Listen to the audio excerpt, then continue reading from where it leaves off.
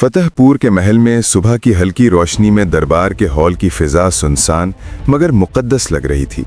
हर तरफ शमें जल रही थीं और बुलंद दीवारों पर तलिशमाती नक्शो निगार रोशनी के खेल से चमक रहे थे। अकबर तख्त पर नीम बैठा था। उसके सामने उमरा और वुज़रा अदब के साथ खड़े थे।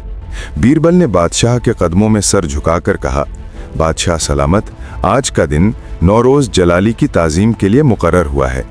आप और वज़ीरान आलिया क़द्र वो लिबास पहने जो सियख सैयारा के किसी मखसूस कौकब की मुनासिबत से तैयार किया गया हो। अकबर ने सर हिलाया और अपनी निगाह बीरबल पर मरकूज़ की, जैसे कि ये अल्फाज उसके दिल में गहराई तक उतर रहे हों। बीरबल, आज हम मशरिक़ की तरफ रुख करके आफताब के दर्शन करेंगे। बीरबल ने कदम आगे बढ़ाते हुए कहा, बादशाह, आधी रात और तुलुए आफताब के वक्त तस्खीर आफताब की दुआ भी पढ़ी जाए, जैसा कि आपने ब्राह्मणों से सीखी थी। अली सुबह बेदारी के बाद आप शर्क लो खिड़कियों में बैठें ताकि पहले आफताब के दर्शन हों।